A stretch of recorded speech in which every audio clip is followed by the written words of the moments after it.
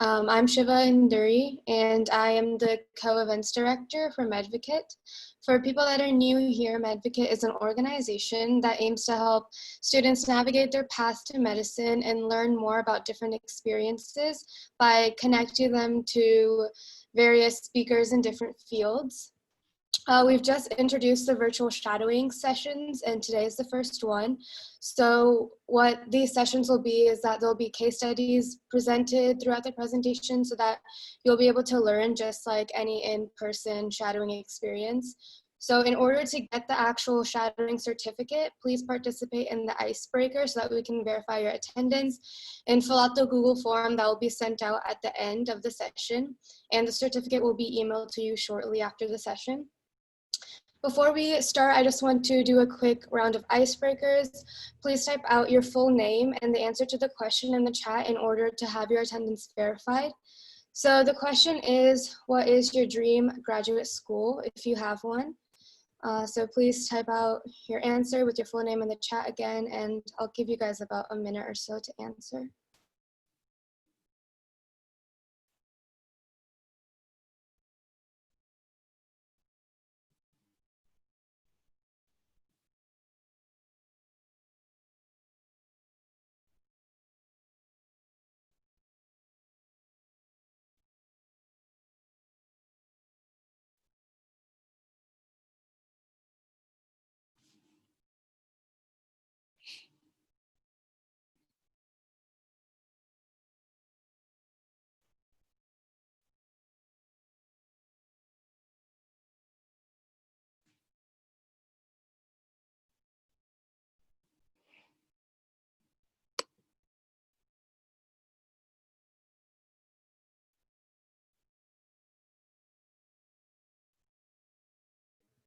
All right, thank you for participating. If you still haven't done it, you can do it throughout the session, don't worry. So now onto the speaker portion. I'm very excited to introduce Dr. Tina Ho. She is a fellowship-trained facial plastic and reconstructive surgeon and is board certified head and neck surgeon working in the greater Philadelphia area. So throughout this presentation, if you have any questions, please type your name in the chat and wait for Dr. Ho to call on you. So welcome, Dr. Tina Ho. Thank you for taking your time out and speaking today. Whenever you're ready, please start your presentation. Okay, great. Thank you so much for having me. And thanks, Medvocate. This is a great platform, I feel like, especially during these times for pre-med opportunities. So I'm going to introduce myself a little bit, talk about my background, and then go through some case studies. Just because we're going through Zoom format, feel free to share questions. I already had a great list of questions too and want to give opportunity for that at the end. But I'll try to then come back to the questions later if that's okay, just to keep it fluid. So again, I'm Tina Ho. I'm a facial plastic surgeon in the Philadelphia area. Feel free to follow me at DrTinaho on Instagram. So I had roots in the Philly area, then we moved to Virginia, where I then went to William & Mary for undergrad and then University of Virginia for medical school. After that, I went to the Midwest, went to University of Kansas in Kansas City for my residency training in ear, nose, and throat surgery, which is a 5-year residency program in a surgical subspecialty. After that, I then completed a 1-year fellowship in facial plastic and reconstructive surgery in Chicago. So 6 years training total, and I'm still a little less than 2 years in practice. I'm currently now in private practice in the Philadelphia area as a facial plastic surgeon. I have the ability to perform both reconstructive and cosmetic procedures. Currently, it's more on the cosmetic side. And also, I'm a new mom too. My son is actually 7 months today. So good timing with COVID to have a baby born end of February. I'm happy to help answer questions too as best I can, not only from the medical side, but also, work-life balance and being a woman in medicine. So, in terms of why I want to become a plastic surgeon, my route there, I myself had my own childhood reconstructive surgeries where I had about 10 surgeries from birth to 4th grade. I essentially was born with a nevus, like a large mole on my forehead here that needed to be removed as they thought there could be a higher risk of cancer there. I eventually then had a number of reconstructive surgeries to fill that defect, and seeing that positive immediate impact on me early on by my one surgeon at CHOP in Philadelphia. I saw early, how appealing that role was, and had an interest in plastic surgery. I went through school, really, enjoyed science and math. And it wasn't until medical school where, had an inkling towards plastic surgery. I enjoy general surgery as my favorite core rotation. I feel like you need to, make sure to be open-minded as much as possible. I give that advice to others, behind me, not only for medicine, but also for surgery. As you all may suspect with medicine, it's a very long path and narrow path in terms of a lot of time, effort, finances, even, that work-life balance and family commitment sacrifice. So you want to make sure, if there's something that you enjoy just as much as medicine, or within medicine, if there's another profession you enjoy just as much as surgery, I recommend to strongly consider that, since there's certain sacrifices involved with pursuing medicine and ultimately surgery as well. And then in medical school, so as I mentioned, I really liked general surgery, and I had 2 surgical subspecialty rotations in ENT and general plastic surgery, so more like body plastic surgery. I had no idea about ear, nose, and throat until medical school, and it was there that it really clicked. I really enjoyed the head and neck anatomy. It's very detailed, meticulous anatomy. You have your small nerves, arteries. You get to be a specialist in a certain region. You can do both clinic procedures and surgery, so it's a good balance of outpatient and inpatient as well. And also I found that I really identified well with the surgeons who were in my department, that they seemed really nice and smart and had good work-life balance. I think it's interesting too, you find your calling in terms of a medical field, not only in the aspect of medicine that you might be interested in, but what may really appeal to you in terms of certain personality characteristics that are most compatible with the field. So I'm sure you're going to have other, doctors rotate through, and I don't want to, give you any preconceived notions, but for instance, there are certain stereotypes. Emergency medicine doctors get to see a variety of conditions in their setting, so that every day is different. Radiologists are really smart at looking at scans, but they can stand looking at images in a dark room all day. For me, I really appreciate my medicine and pediatrician colleagues who can, focus on 10 different problems of a patient, especially if they're chronic illnesses, and really, take the time to take care of them. I see medicine and pediatrician doctors as more like thinkers, where surgeons are as doers. So, especially with ENT and eventually plastic surgery, I'm someone who's very meticulous, detail oriented. I really don't mind suturing. Just as from my patient experience, I see how scars can really matter a lot. So I think those really have played out well with, being ultimately very satisfied with the profession I chose. And then also rotating through ENT, it's interesting where you can specialize even further. So I saw that there was a route to facial plastic surgery still, if I wanted to do reconstructive and plastic surgery. With ENT, the bread and butter surgeries are, tonsillectomy, taking the adenoids out, ear tubes, sinus surgery, thyroid surgery, but there's different niches that you could specialize just in. Otology, that's like ear and brain surgery. If you're a rhinologist, you do sinus and other brain stem surgery as well. You could be a voice specialist, a laryngologist, and specialize in voice disorders. So it's really neat, this field that I've entered into, that there's just so much within just one niche of medicine. Also, something I want to emphasize, I'm happy to help answer my route to getting into ENT. It's one of the more competitive surgical subspecialties out there. It's much more competitive than since I applied even, is that hopefully I'm someone who is a testament that if you have a passion for something and work hard, that, you know, you can get there, you can make it. So I kind of stayed humble, have lacked confidence at times if I could make it in ENT and then facial plastic surgery. And it's still a challenge for me to, you know, get through that. But at the end of the day, like, I was only an average student in my med class, but, you know, was able to get on the right path with the scores I needed to, the research projects, and make the connections and relationships to be able to get where I am today. So when it comes to facial plastic surgery, as I mentioned, there's both a reconstructive and cosmetic side, and currently I do more the cosmetic side.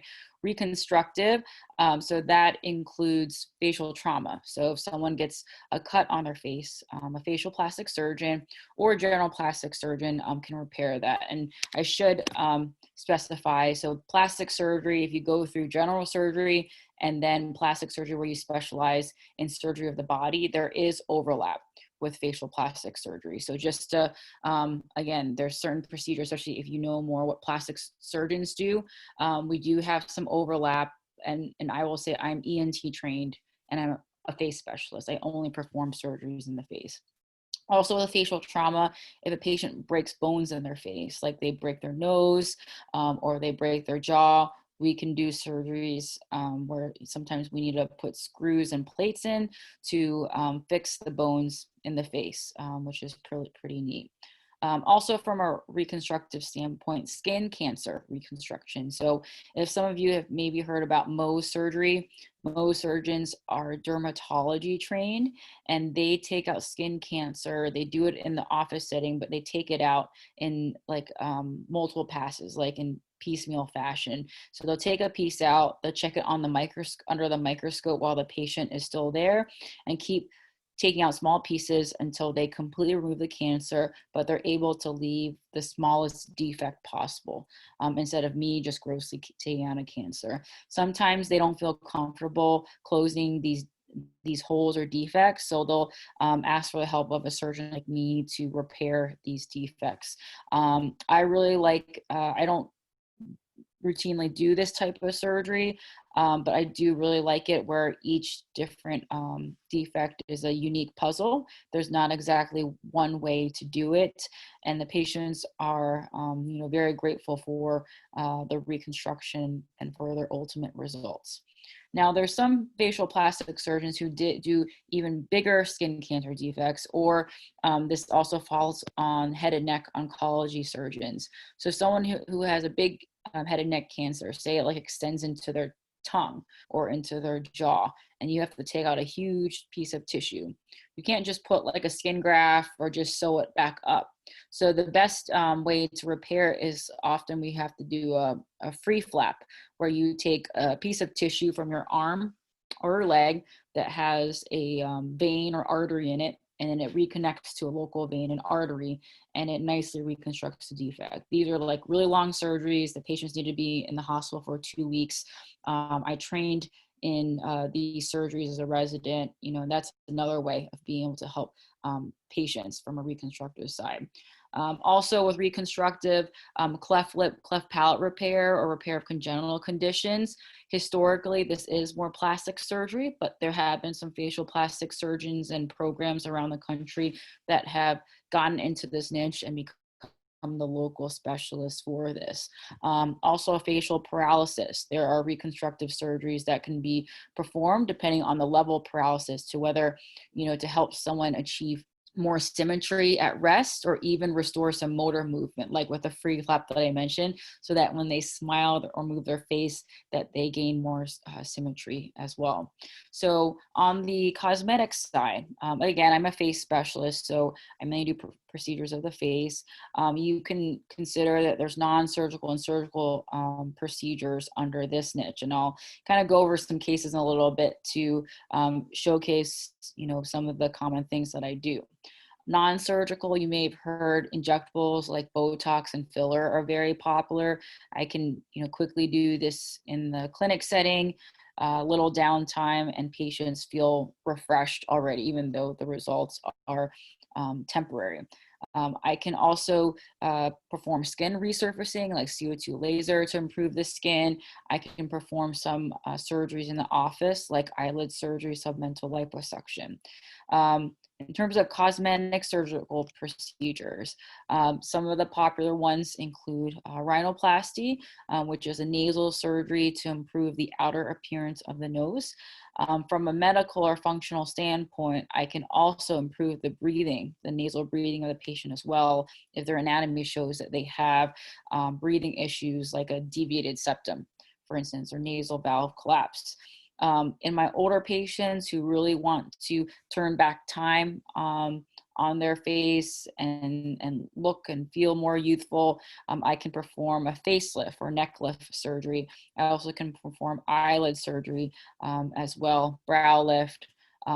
So the range of cosmetic procedures really varies. So what I'm going to do is, I have a couple of patients with some before and after and short videos. Let me know if there's any technical difficulties in viewing them, but just to give a little sample of what I do or don't do. And then after that, we can then open it up for questions here.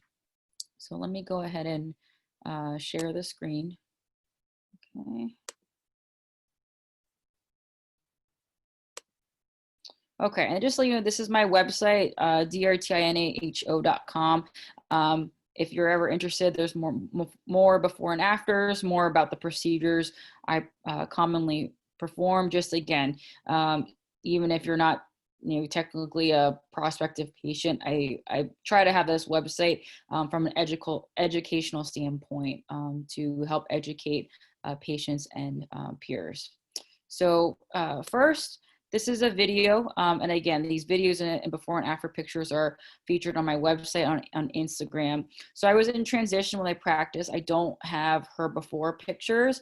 What this is called is a rhinoplasty reveal. So she was, I believe, like 2 to 3 months out of her surgery. As you can see here, initially, she had a deviated nose, a crooked nose, as well as didn't know at the time, had some issues that caused her to not breathe as well through her nose that I was able to help as well. So I'm just gonna play this real quick. Hi, I'm Tina Ho, facial plastic surgeon at Rejuvenation Medical Aesthetics. I have one of my rhinoplasty patients here, really excited about her fantastic results. She's about 3 months out. Today we're gonna do a rhinoplasty review. You ready, Nicole? She actually had some baseline obstruction on her left side in her nose, didn't realize it at the time, and after surgery too, we were able to open that up and have her breathing better on the left side. In terms of the outer appearance of her nose, she had a little bit of a bump that we straightened here, we smoothed out on the side. And then also at baseline, her nose was crooked. It was deviated to the right, and we were able to straighten out and make her nose more naturally appearing with the rest of her face and more in harmony. Great. So again, that just shows,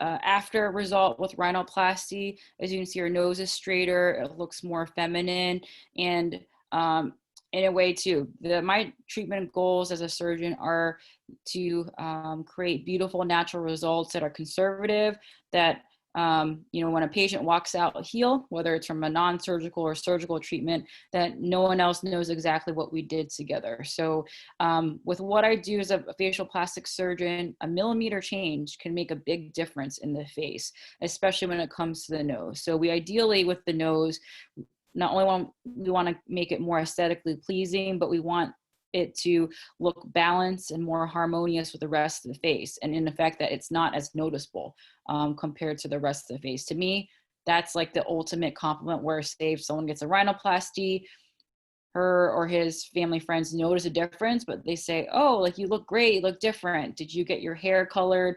Did you, go on vacation recently? That's the ultimate compliment to me as a surgeon. So we have another video here. So this is an example upper surgery or eyelid lift or upper blepharoplasty. This is actually a procedure that can be done in the office, which I'll show you some clips here.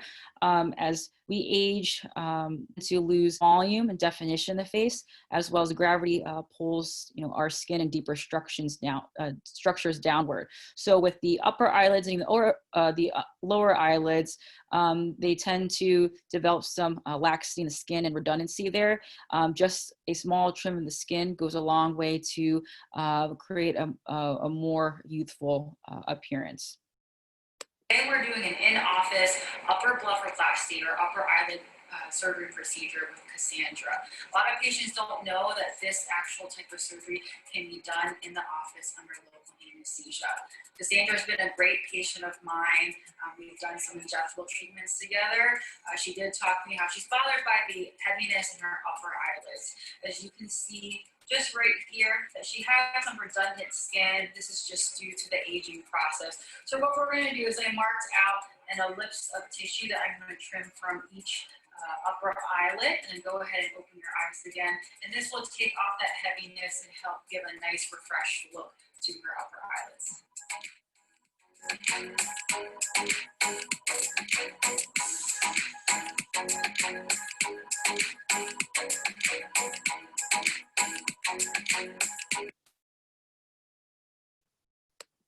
Okay, and then I'm going to show her before and afters here. So really, again, the procedure, if it's the right candidate in the office, what I do is I numb up the areas, the eyelids, and I trim an ellipse of tissue in each upper eyelid, and then I just sew the incisions closed.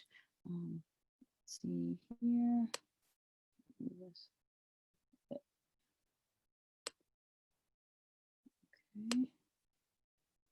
And then I'm just going to scroll through. So again, it's a subtle result, but she looks more refreshed. I'm going to show some up close here. So you can see she actually had a line here before where the redundant skin hit. This is her only 2 months later. The scar should even become more fine over time, but really the scars heal really nicely in the crease of the upper eyelids. And this is just an up close. And then I'm just going to scroll through here. But it just takes that nice heaviness off of the eyelids for a more refreshed result. As you can see here, the heaviness of her eyelids on the left, and then just with a little bit of lift, a trim, that she looks more youthful.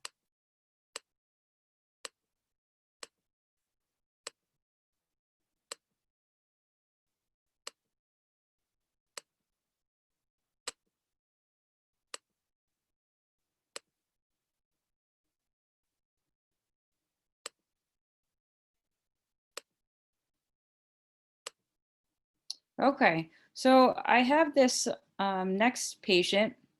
I'm going to just back it up a little bit. So she's another patient that I performed an in-office upper eyelid surgery on as well.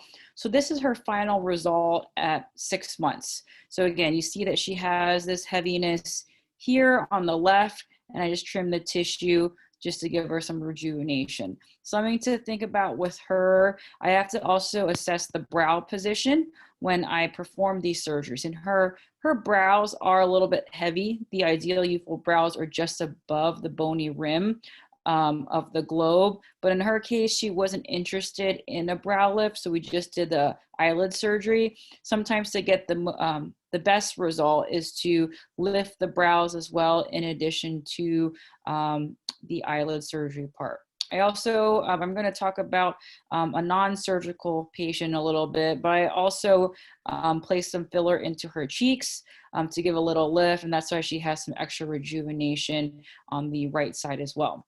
So this patient actually happened to have a nice reconstructive component to it. Just unfortunate that she went through another issue, but so she underwent upper eyelid surgery with me.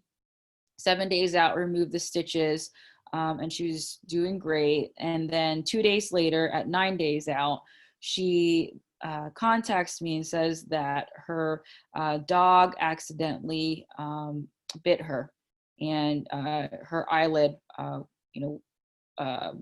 had a traumatic wound to it. Basically, her eyelid incision opened up. So I ended up in the middle of the night, going in to repair the one side. So I'm going to show some images here. There, again, I assume you all are okay with seeing more graphic images. If not, just kind of stay tuned a little bit. We won't take too long on this case. So again, this is her final result here. And so this is when I saw her after, the traumatic dog bite injury. So she has extending into the left, like the medial corner of her eye by her nose, an additional laceration. And then luckily, even though this looks like, a good chunk of tissue removed, it was just her eyelid incision that opened up. If she actually had excess tissue, removed with the laceration, we would have had to talk about a more complex repair, like potentially a skin graft to this area. So I'm kind of going to scroll through. And again, this is her. She's at 6 months out, but this is actually, even though she had a dog bite on the one side, she actually healed really well. So this is a good result from even a cosmetic and reconstructive standpoint, where the eyelid incisions are very faint. And this is what I can show patients of how well the face heals and how minimal the scars are. And then something I will point out in a little bit to keep an eye on. So here she had a small complication after I repaired it. I did it as best as I could. This area is prone to what we call webbing. So that means that if there's a certain amount of tension, whether you didn't close it as well as you could have as a surgeon, or because of the way the scar formed there, it could form like a band, if that makes sense. It's just, because of this corner. So she ended up forming this band here, but the good thing is it actually got a lot better with time. It softened on its own. If you were to look up closer, if you were a surgeon like me, you may notice that she still has the small scar band. She hasn't wanted to do anything about it, but I'll show you as I scroll through these next pictures, it's really minimal. You obviously wouldn't know that it was there. And so again, this is just more showing the classic upper eyelid surgery result from a cosmetic standpoint. And then again, this is the traumatic, the repair, but she still got a great result.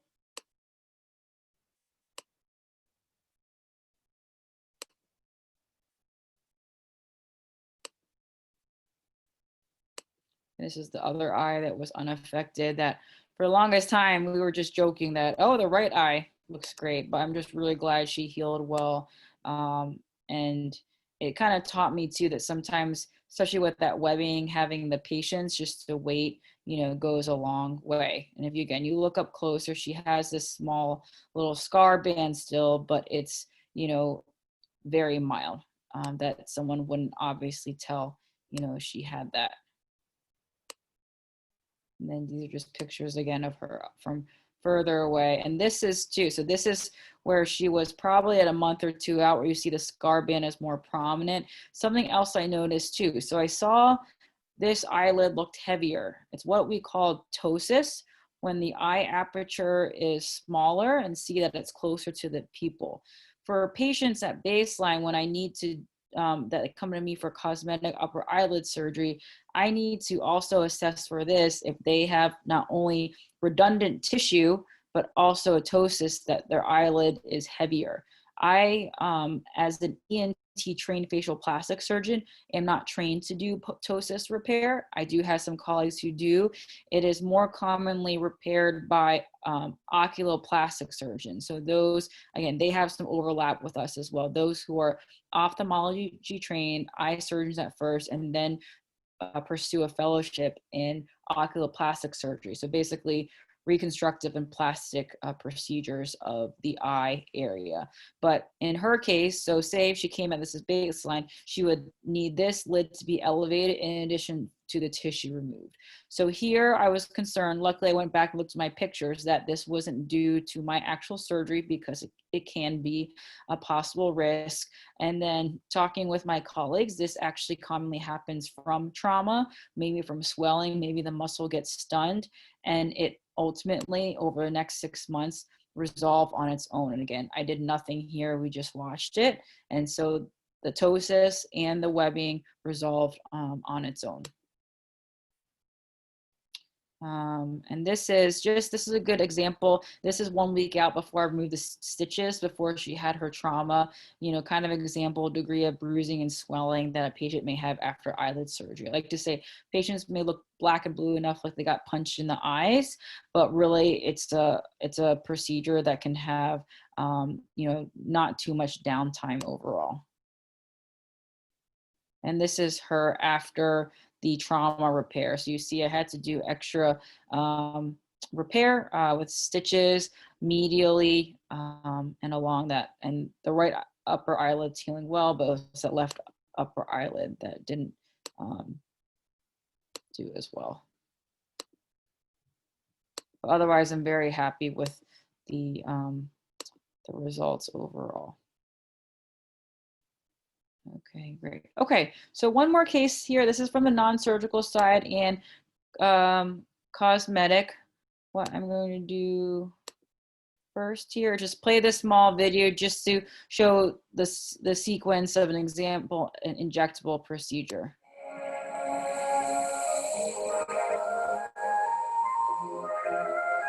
And I'll describe more in a little bit the injections I performed, but it was basically Botox and filler injection.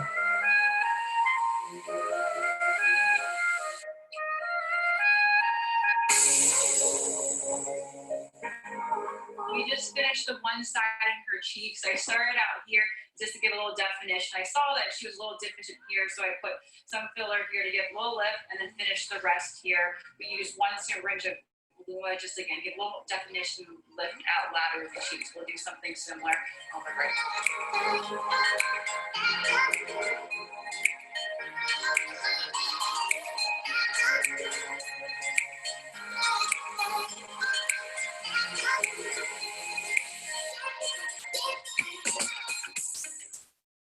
Okay, great. And then, so I have her before and after pictures here. So when it comes to non-surgical rejuvenation, injectables are a common type of procedure. They include Botox, a neurotoxin injection. For those of you who don't know exactly what Botox is, it's an injection. It's derived from Clostridium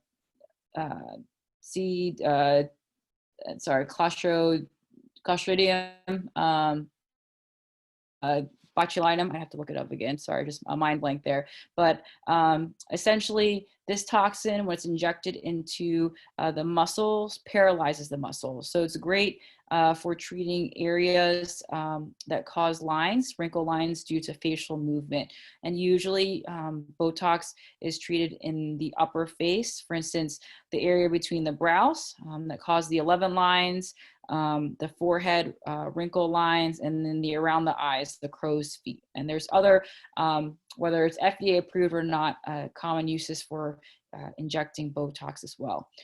Filler is another injectable procedure that's used to help restore volume and definition in the face and help to minimize deeper lines in the face. As I mentioned, with time as we age, we start to lose volume, as well as gravity starts to pull our skin and other structures downward in the face.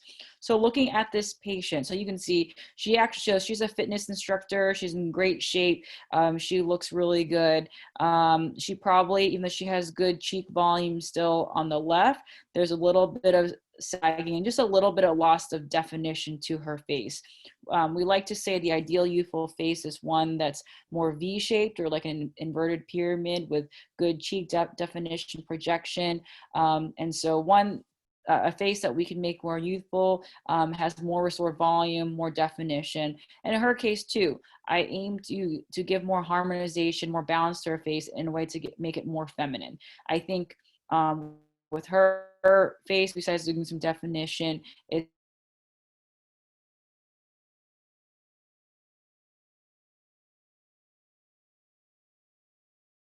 looks a little more heavy. because for her, it's mild skin laxity, but it's more of her stronger features. So what I ended up doing is I did Botox to the upper third of the face, so between the brows, along the forehead, around the eyes.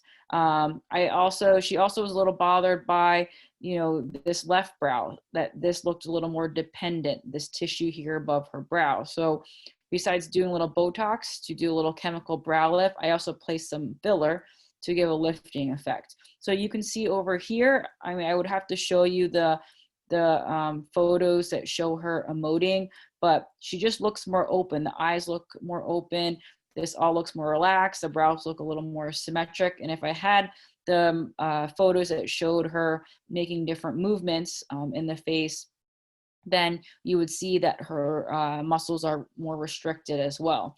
And then I place some filler in the cheeks to give a little bit of lift and smooth out her cheeks a bit. As you can see, it's a nice rejuvenation. Her cheeks are lifted. It looks natural, doesn't look overdone, but she has a boost there. At the same time, she was bothered by the lack of definition here in the front of her jawline. Again, with the softening of tissues and gravity descent, this becomes less defined. So I placed a little filler here to give more youthful definition. And then what I did was I actually did Botox to the masseter muscle. So this is not to reduce wrinkle lines, but it is to atrophy the muscle by paralyzing. So I did injection in the lower face and the masseter is here. And if you can see how much more square and bulky these muscles here. Now she's slimmer in the lower face. And in addition, with the cheek filler in the mid face, you get that more contouring, the V-shaped structure, the more pyramid looking structure to her face. I'm just gonna go through here. Again, this one shows more closely how much wider she was here because of the bulkier muscle. And then now her lower face is slimmer. This is her smiling. And again, she looks more youthful, defined, fresh. Eyes are more open, but also more feminine, more balanced as well. And then you can see here, just kind of see changes, how just a little lift in the cheek. The jawline is a little bit smoother. Again, subtle refinements. The more you do, the more dramatic improvements you can make in the face as well.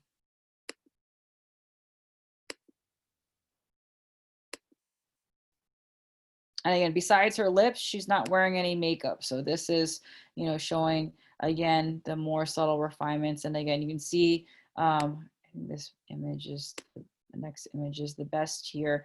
But see how even this little bit of deficiency, softness, now she's got a smoother jawline. And again, just with how the lighting hits her cheek, the cheek is more lifted and she looks more feminine as well.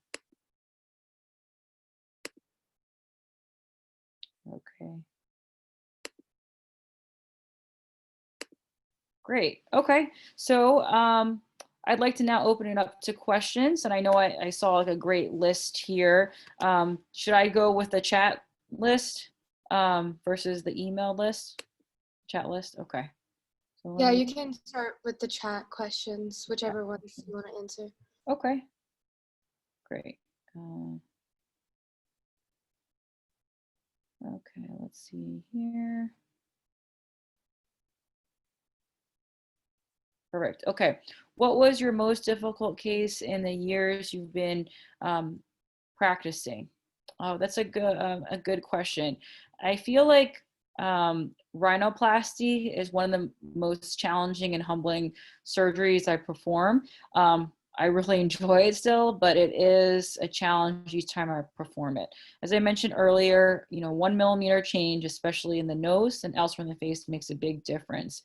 With rhinoplasty, it's one of the most difficult surgeries in plastic surgery. It requires, both a mathematical basis, foundation, knowing your proportions of the nose and how it relates to the rest of the face, as well as a artistic intuition. It allows you to be creative to, help make a beautiful nose. So that's just a really, tough case. A lot of times, even it's been 2, 3, 4 hours later, I may feel kind of defeated that, oh, I don't know, it's turned out. okay for you and the patient.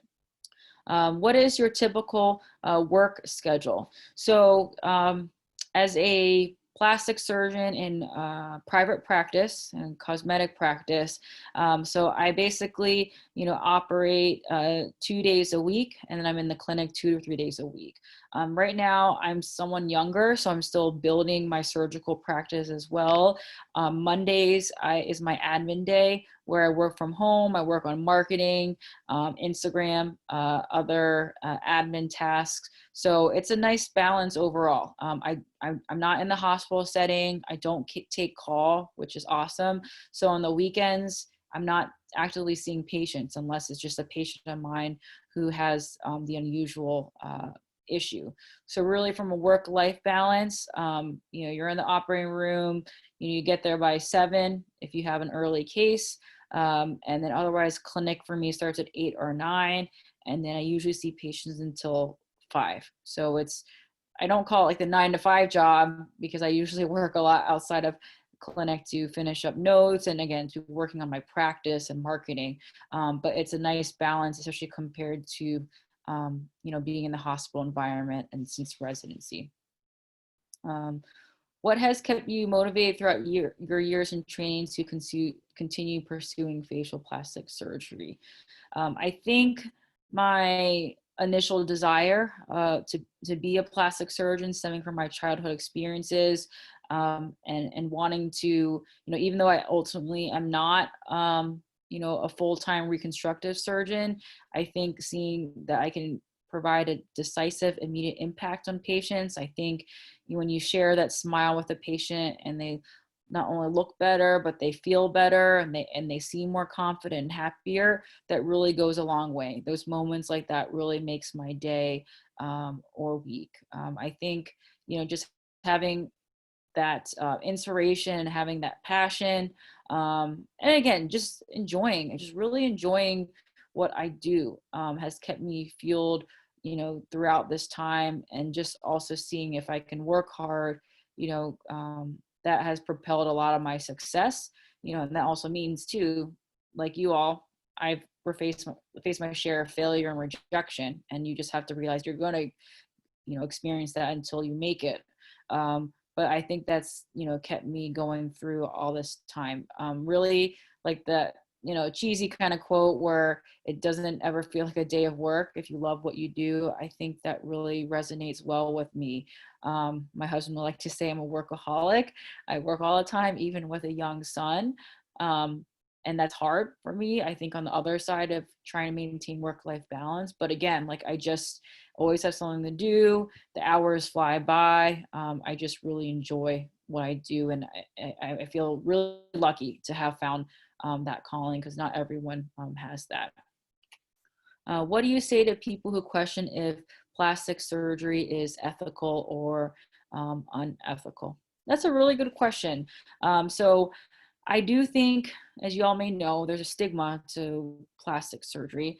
I think with social media, there are been pluses and minuses to how it's shaped how we perceive plastic surgery. I feel like some barriers have come down in terms of, what we consider is appropriate or not for plastic surgery. I think with whether it's my generation, a younger, and your generation, the patients have become increasingly younger, that we as plastic surgeons see younger patients seeing, okay, I want to engage in treatments like Botox earlier for preventative treatment. I want to look and feel better. You have celebrities like, Kylie Jenner, who, for better or for worse, putting out there that they get injectable treatments or surgeries. And so I don't think, I think that's a good thing, to show that, if someone wants to look better and feel better, there shouldn't be anything against that. And that, that perception is changing with plastic surgery. I also, to myself, have to make sure and check myself that I shouldn't be as judgmental either, as their surgeon, because if a patient wants something done, unless it goes against my own treatment goals and perspective, then I should also not judge, and I should be able to respect if someone wants to have, like, for instance, say if they want to pursue breast augmentation, because I myself am performing, rejuvenation procedures. I think it would be hypocritical for me to judge in that respect. I think at the same time with social media, as you all know, trolling is an issue. I think it, makes it come to surface with issues of body image and people judging in that respect. That's more prevalent because we're all connected now. We're much more connected. I myself, when I had a first, someone made a comment trolling one of my before and after, saying, why would someone get this done? And being skeptical of the results I showed, I took it a little personally, even though I learned, okay, everyone has their opinion, or there's someone who has a bad, is having a bad day, basically. But we also should try to keep in perspective too, to be kind to each other, as well, and not judge. And two, that there's certain things about extremes with plastic surgery, trying to get, too exaggerated results. I think that's a whole nother, question or issue in itself. But, overall, this is a good question. I think if someone were to ask me, I'd kind of like with any other controversial question, try to be open-ended about it, try to ask, where they're coming from, to ask, their reasoning for this. End of the day, I don't think, as long as it's done in a safe manner, I think the procedures done under plastic surgery, if they're showing to help improve someone's, confidence and appearance, we should, not be too quick to judge about that. Do you ever get worried about accidentally hurting the patients or making the issue worse? So I worry more about complications, which is, I think, along the lines of this question, which happens with any procedure you do. So whether it's plastic surgery, general surgery, heart surgery, to do your part for patient care, you should always be talking to them about possible risks and doing an informed consent, which basically means talk about the possible benefits and risks. You have it in writing and you have them sign it, and make sure that they themselves have the mental capacity to give proper consent. So yes, always worried, about, when I talk about doing facelift on a patient, I have to talk about possible facial paralysis that could be permanent. Usually if someone has facial weakness after the surgery, it's usually temporary, knowing that it's probably swelling to a branch of the nerve. But again, even if I see it after surgery, I have to, hold their hand and say it may take weeks to months, but that facial weakness, should likely resolve, and giving them the reassurance. Something that I've worked on myself as a, still a learning and young surgeon, is to learn when not to do a procedure. I think a lot of times, especially when you come in training, you're gung-ho, you think you have that, mentality, oh, like, I want to help this patient, I feel like I can. Sometimes the harder thing to learn is when to say no, especially when they have unrealistic expectations in the realm of plastic surgery. So I myself, I've been burned a couple of times, nothing major, but especially you have to gauge it. Even if you get a perfect result in someone, if that person, has they're at a place where they'll never be happy, or they have distorted expectations, then in their mind, you could have caused a worse issue, or you never would have made them happy in the first place. So that's something, I'm learning to kind of gauge that with patients, and to make sure, again, it hasn't happened. It's happened to me rarely, but it's a process that they don't teach you in training, but that you need to learn, appreciate and practice. So what do you like the most about this specialty? So I alluded it to earlier. I think, as a Surgeon General, being able to have a decisive role in care, have the immediate impact. And again, it just goes a long way to help, someone look better and feel better. I understand, how someone might feel self-conscious about scars. I try to help minimize them most as possible, but really it's just, it's awesome to be able to share a smile with the patient, even if it's a small procedure as small as Botox, but then, to feel really good about themselves and appreciative.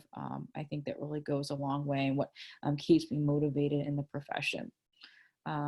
is there more added stress to your job due to having to market yourself and attract patients to your office over another reconstructive or plastic surgeon? So I would say it's a different kind of stress. It's something that again, you don't learn as much in residency. I got a little exposure to it in fellowship, working with mentors in private practice. But I would say it's different. So when you can talk about it globally, private practice versus academics, or being more like an employee of a greater hospital system, and definitely ask these kind of questions to the other doctors that come through, because we all have different job settings. In private practice, kind of the pluses for me is that, I have control over my own brand, my own image, my own hours. I have my own autonomy. I work as an independent contractor right now. So that is slightly different than me owning my own practice, which I don't yet.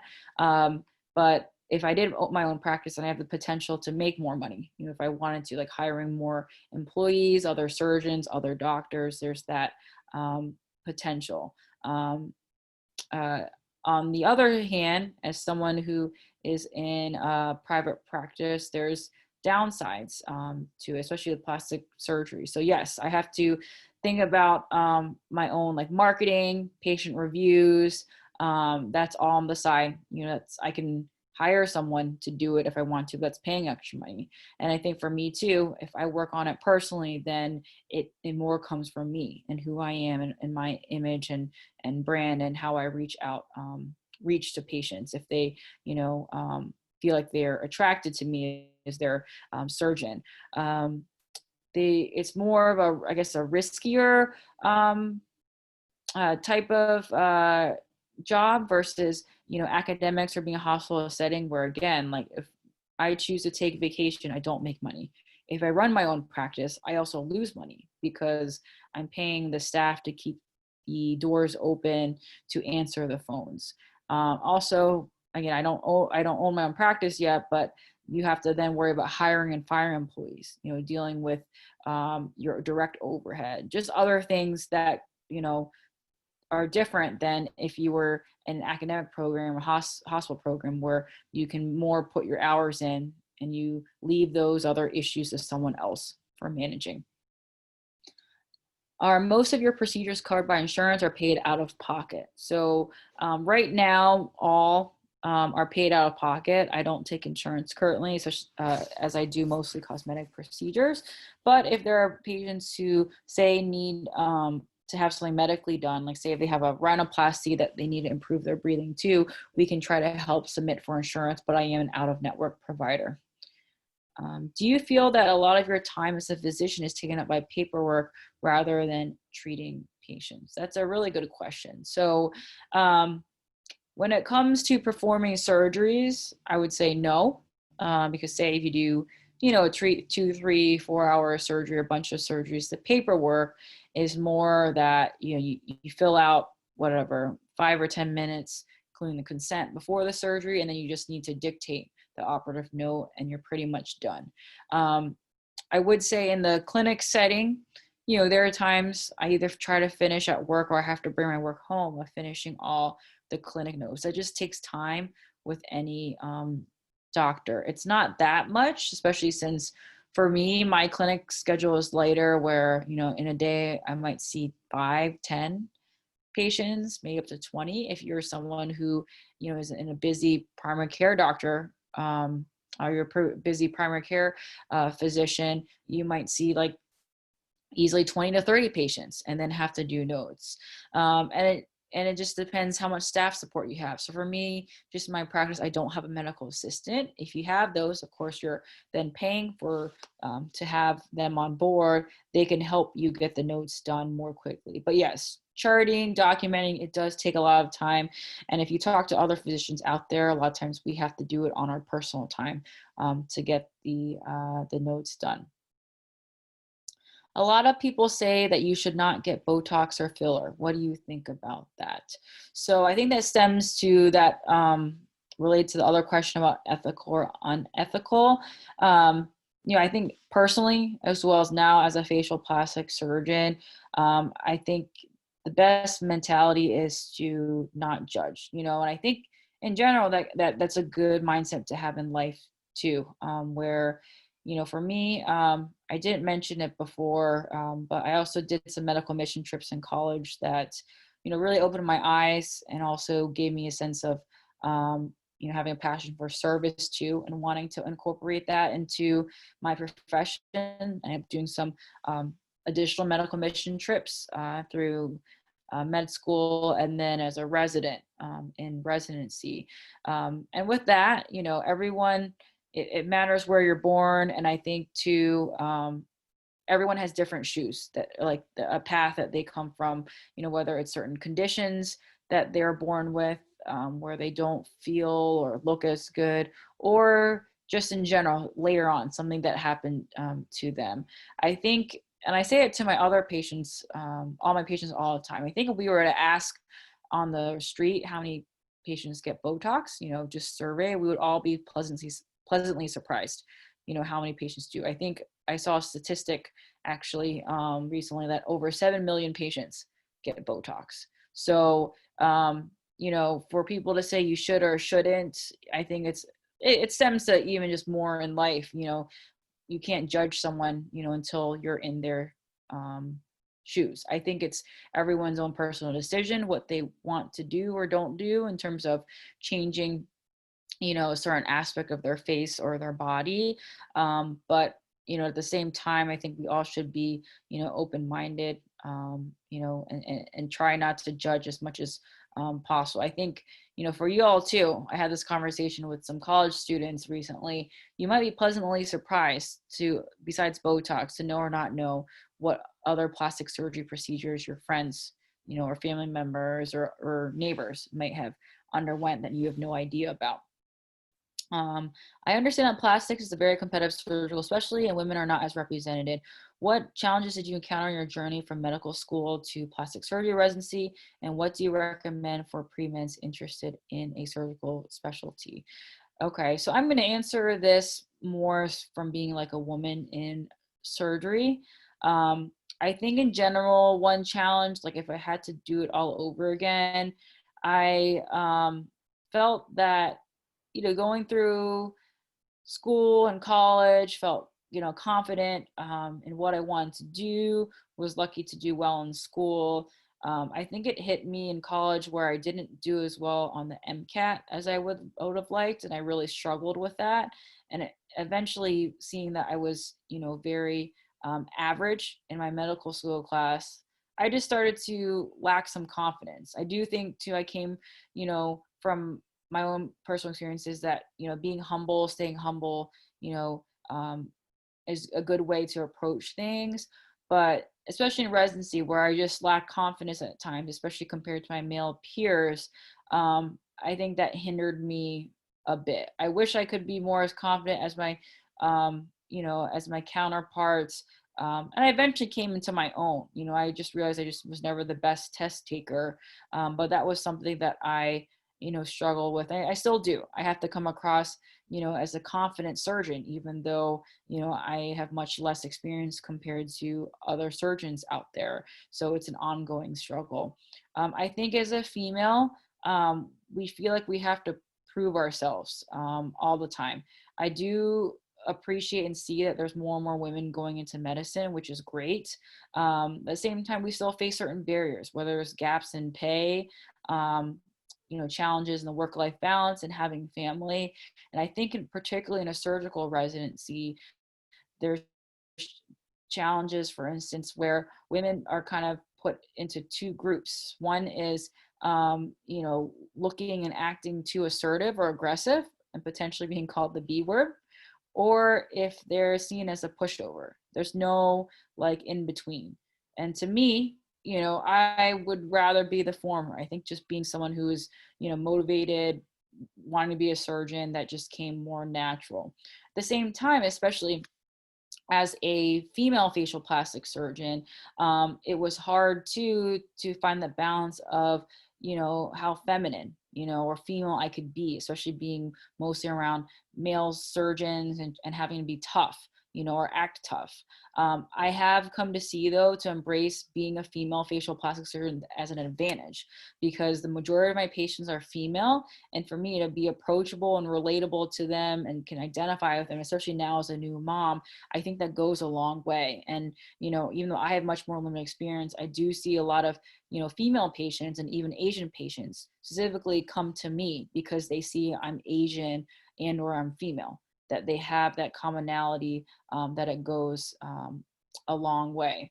And then what do you recommend for pre-meds interested in a surgical specialty? So I would say shadow, shadow, shadow. I know that's really tough to do in times, in COVID times, but if you can, or talk to surgeons to get their perspective advice, but really exposure and still to keep an open mind, but get exposure shadowing. I did that in high school through college. I interned for a plastic surgeon.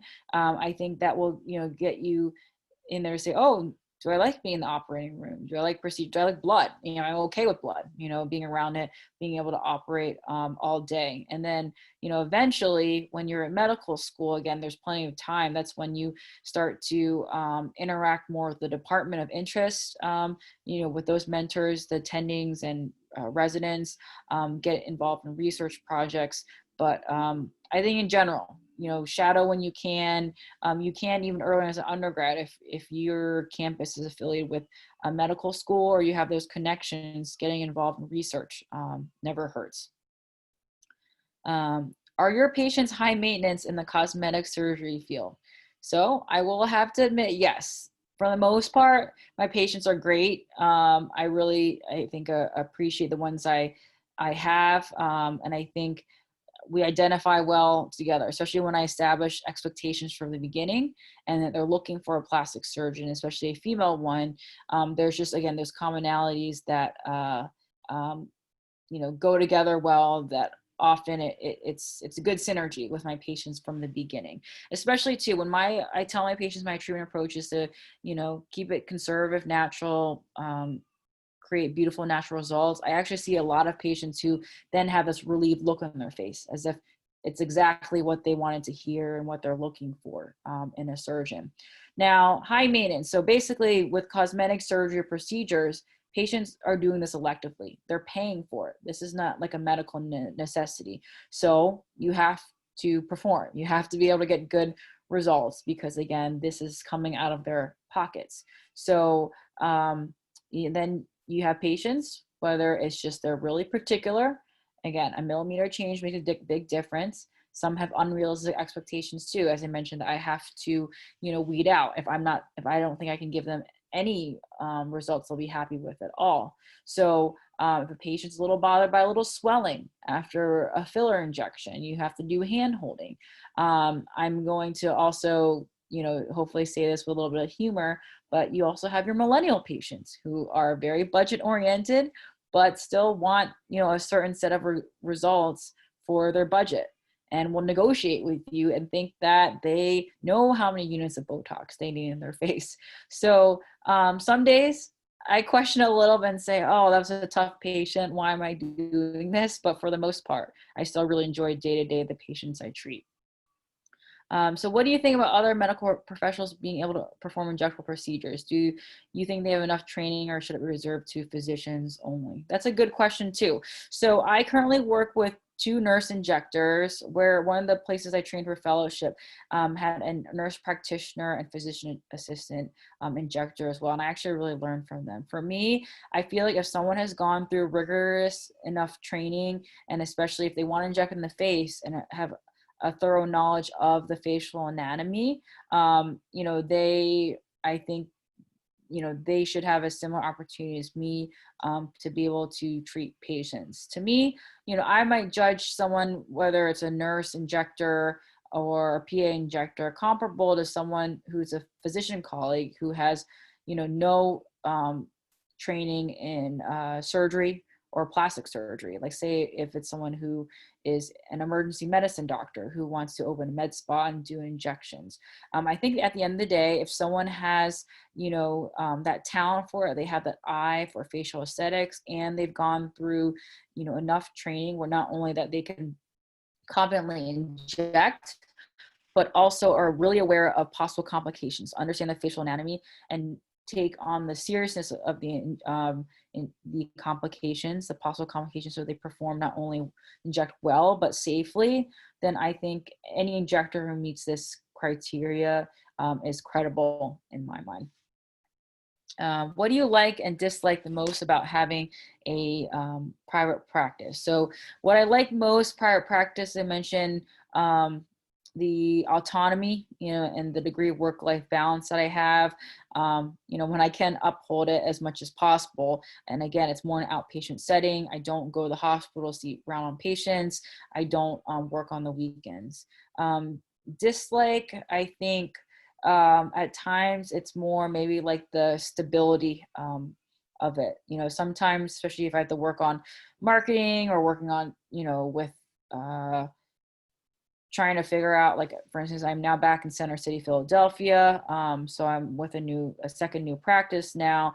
Sometimes it is, easier to think, can you just treat it more like a 9-to-5 job, like shift work, like emergency medicine, or be a hospitalist and just really, take the time off when you're not at work and disconnect, or when you go on vacation, you have that built-in vacation time. How do you determine which type of procedures to use for which purposes or results? Does it mostly come with experience? So that's an interesting question too. So basically, I take a look at the patient's facial anatomy and see, what concerns they have, what issues they have. I also take into account their treatment goals, whether they're interested in surgery or not.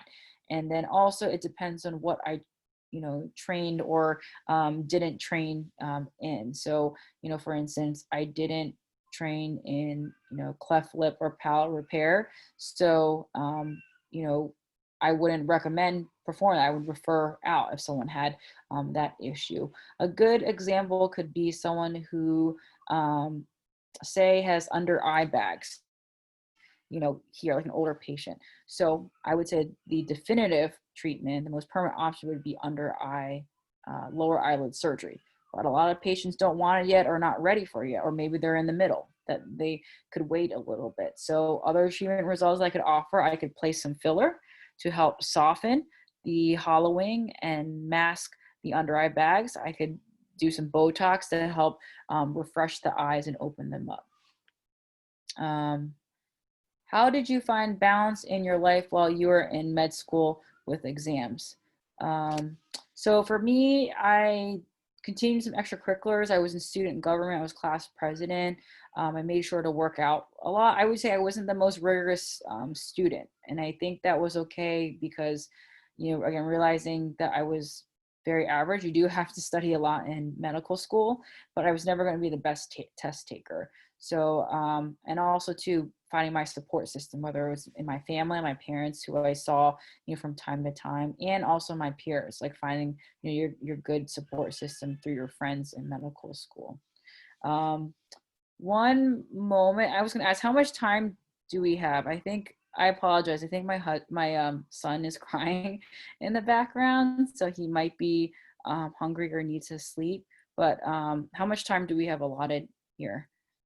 It was originally just an hour, but you're free to, answer more questions, or if you want to end it, you can, up to you. Okay. How about this? Are you able to save these questions and then I could try to answer them either like typing in an email or through Instagram story format? Would that work? Yeah, we can save the chat questions and we can Okay. send them to you for And sure. copy them. Okay, so I apologize, everyone. These are great questions. Again, just as you can see, and I wish I could talk about being a mom surgeon as well, but it's very unpredictable, more unpredictable than just being myself as a surgeon. But thank you so much for having me. I really appreciate it. Again, feel free to reach out to me at DrTinaho on Instagram, or through my website. Feel free to follow me to see more about what I do and what my practice is.